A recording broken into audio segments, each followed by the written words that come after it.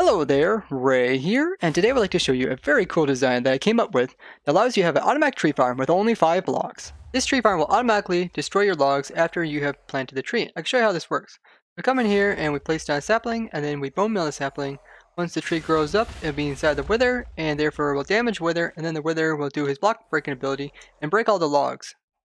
This uses a similar concept as my quadruple core oak tree farm, which we use 4 withers to destroy 4 trees all at once. This way you don't have to have pistons or anything to move the logs out of the tree farm before getting destroyed. Besides there being an automatic way to destroy the logs, this tree farm also allows you to automatically plant the trees too. So you can either have the trees plant and have them naturally grow, in which case you would want to have a light source beside them, otherwise they won't grow naturally. So something like this will allow the tree to eventually grow. Or you can automate the process for the player by having the player plant the saplings with his offhand, and then come in and hold down right click, and then he will continue to bone the mill up the tree until the next tree has grown up. The sapling return system is the only thing that's really missing here, and it is possible for the wither to break up to 18 leaves, and you need 20 leaves to get an average of 1 sapling back each time, in which case you need to at least have a piston destroy 2 more leaves. And you have to put in a little water system to bring the saplings back to the player. I designed and built this tree farm to mostly prove that withers are not as dangerous as people make them out to be. So I'm going to show you how you can choose places to build this up in, as well as showing you how to properly summon this in, and also show you how that this can be done in survival. The way that this works is that the wither is summoned in, and he is attracted to this chicken down here. And first thing he does is his main head will see the chicken through this block, and he will try to get as close as possible to the chicken. So he's going to be hovering above it, so press F3 and B, you can see he's hovering up. Withers typically like to fly up about 5 meters above their target, so he's currently trying to fly upwards, but there is a block above him, which is this log. The chicken is sitting a little bit to the right side of this block, and therefore the wither will be turned in this direction. But the wither tries to stay focused on the target, and if the target moves to the side over here, his head's going to move over here too. Because the main head is targeting this direction, his side heads will be directly to either side of him. This is important because if the wither would turn his head this direction, then his side heads would no longer be inside this bedrock formation and would be elsewhere. Now, this bedrock formation is important because right now the main head is busy looking at the chicken, but the side heads are not they don't have anything to really shoot at, so they're kind of bored. So they'll randomly shoot off skulls all by themselves. As you can see, these blue wither skulls, which are very destructive, but since they're inside the bedrock, they will automatically be snuffed out because they cannot destroy the bedrock block. The chicken itself is not walking off of its platform because there is at least 3.5 meters between him and the next nearest block for him to jump down to. The chicken isn't attempting to move anywhere else on his little block because that is the same block he's already on, and he can't pathfind to the same block. By having the wither fly upwards and stick his head up against this block here, it gives us room to plant the saplings down here as well as bone meal. If the wither would happen to be sitting directly on this block, you would be able to place down the sapling, but you wouldn't be able to bone meal it because the wither's hitbox would be inside of the saplings. So when the tree does grow up, it'll see that there is only logs and leaves above the wither, and therefore it won't restrict the tree's growth, and this way we can get large oak trees, although they're a little bit harder to handle, but you still get the logs from it. Now there is these 2 bedrocks from either side that kind of restrict the tree's growth, but because the tree has a lot of different formations that it can take that are not only this formation but other ones, it has a lot of tendency to grow upwards, where these 2 bedrock will just try and prevent the tree from being really short. If you want the wither to be able to produce more leaves down low, therefore he can break those leaves and give you saplings, you can place a block up here that's not either a log, a leaf, a sapling, or dirt. In this way, it will restrict the tree's growth. Now this will consume more bone meal, but you will be able to get a tree that is much lower, and therefore the wither will be able to destroy all the leaves. Now this will only produce at most 18 leaves, therefore you have to still break 2 more leaves with a piston to be able to get enough leaves broken to give you that chance of getting 1 sapling per each time. Now when the tree does grow, you can see the majority of the leaves are down low and the wither is able to break them. And of course this works in survival. As you can see, I'm standing in front of the wither and he's not doing anything, and I am in hard difficulty.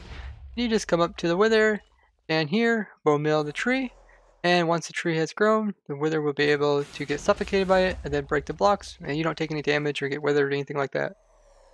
You can build up this tree farm in any location where there are blocks in this formation that are indestructible by wither, so stuff like bedrock as well as end portal frames can be used. So you can build this in the overworld using the bedrock in the bottom of the ground, use in the nether as well as the floor bedrock, use it in the ceiling bedrock in the nether as well.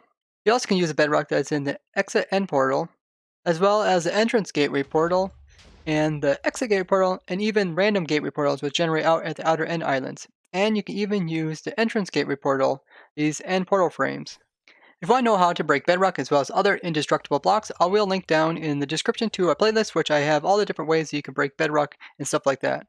Out of all these structures, the easiest one to get is the random gateway portals, because these you can get more of just by generating more outer end islands, and then they'll just randomly generate out there. So this is one I'll be showing you how to set it up at.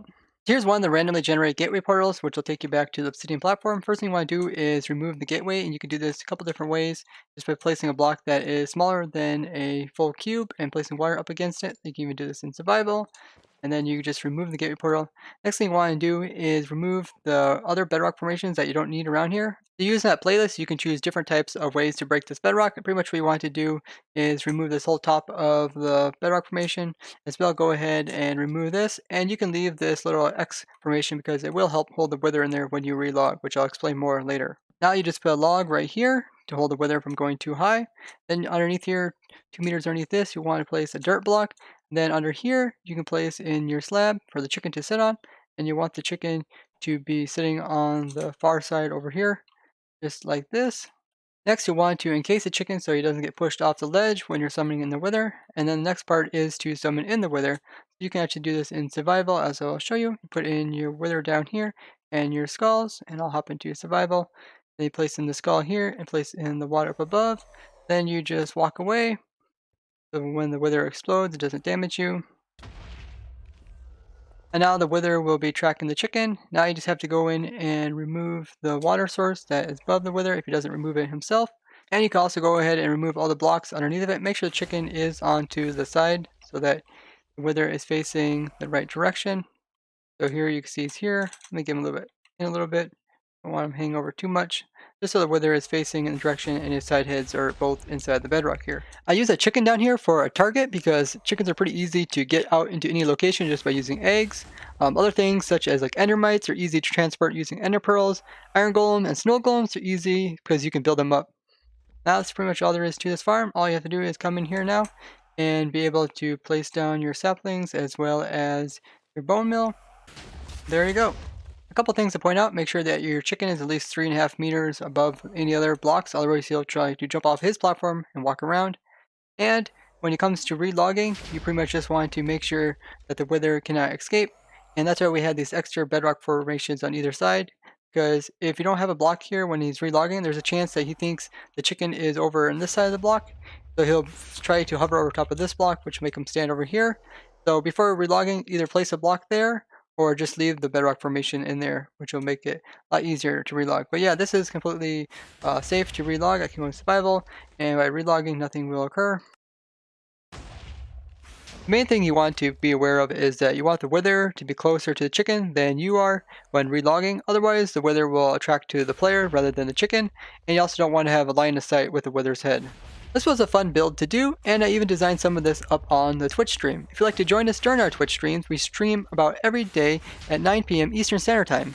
An automatic tree farm that only uses 5 blocks. So thank you for watching. If you found this interesting, show me with a like and share this with others. If you'd like to see more contraptions like this, go ahead and subscribe and hit that bell button, and tell me what you guys think about this contraption down in the description. Bye-bye!